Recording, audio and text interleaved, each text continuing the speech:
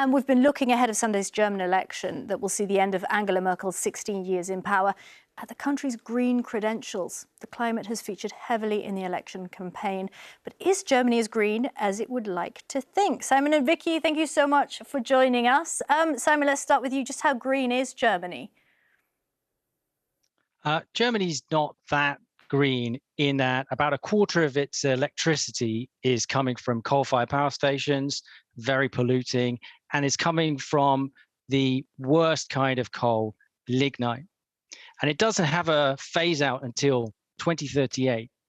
And to put that in context, Xi Jinping, the Chinese leader, announced at the UN that it would phase out all overseas financing of coal-fired power stations and struck out 47 coal-fired power stations with that one sentence.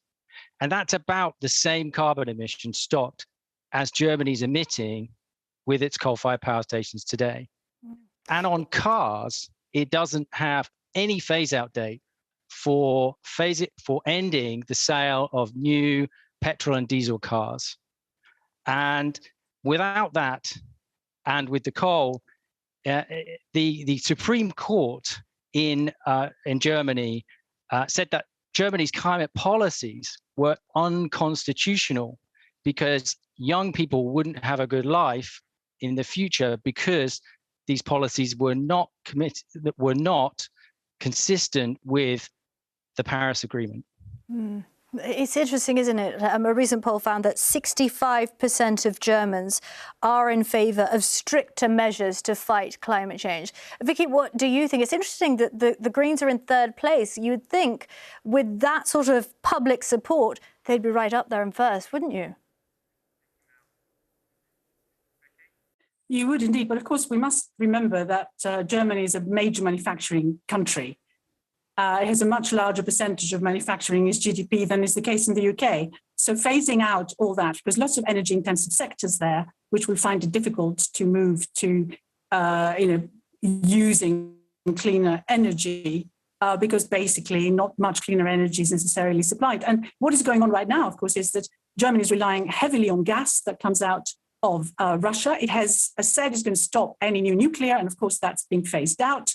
So it's limited in terms of what it can actually do. But I think on the positive side, we need to bear in mind that it's very much part of the push right now that the EU is making in terms of clean green bonds, raising money that can be spent in more energy efficient production. And of course, it's also moving way ahead of other countries in battery production. So there is still a lot that is happening. The question is, how fast can they move to meet what the population wants? But as you say, interestingly, the Greens are not doing as well as perhaps you would have expected, which suggests to me that the Germans still value quite a lot of what is being produced right now by the industry there that exists at present. Simon, let's go back to this court ruling that you mentioned. April 2021, a court ruled that Germany's climate change laws are insufficient. Again, it looks like all the right noises are being made. Angela Merkel herself was a supporter of climate protection measures.